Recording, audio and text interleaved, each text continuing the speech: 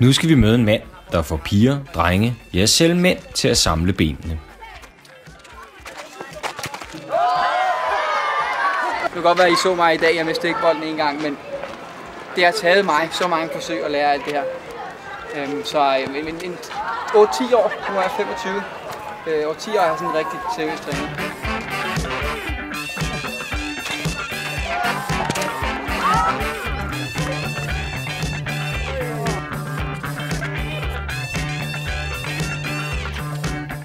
Det er sjovt, men også rimelig svært. Hvorfor? Fordi han er rimelig hurtig på fødderne. Okay. Og hvad skete der så? Han lavede tunnel og scorede. Det var rimelig svært.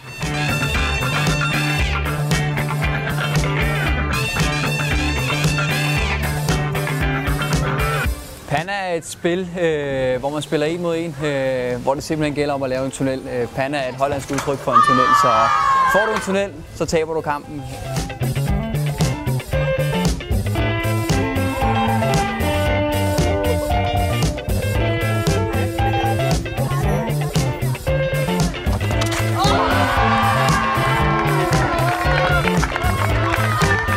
Ikke nogen andre har prøvet at vende imod ham, så jeg troede, jeg kunne, og så gik det så over det. Jeg vil prøve at score mål, i stedet for at lave 2. Så hvis du scorede 3 mål, så ville du have vundet kampen? Det var planen? Ja, og hvordan gik det så? Hvad lavede han på dig? Han lavede en tunnel på mig. Så i og med, at jeg var skadet, jeg kunne godt stå og lave jorden rundt, jeg kunne bare ikke løbe. Jeg kunne godt lunde, men jeg kunne ikke spurte. Så jeg kunne ikke rigtig spille fodbold. Så jeg stod bare i haven og begyndte at lave jorden rundt og træne de her tricks, som Ronaldinho lavede. Og der gik altså kun en 2-3 uger, så kunne jeg lige pludselig de her ting, som han lavede. Altså det er klart, jeg kunne jonglere i forvejen, det gjorde det lidt nemmere, men jeg kunne ikke de ting, han kunne. Så kunne jeg dem, og så vidste jeg ikke rigtig, hvad jeg skulle gøre derfra, for jeg kunne stadig ikke løbe. Jeg havde stadig problemer med lysken i Vestervig. Så jeg blev ved med at træne. Jeg prøvede at gå ind på YouTube og finde inspiration.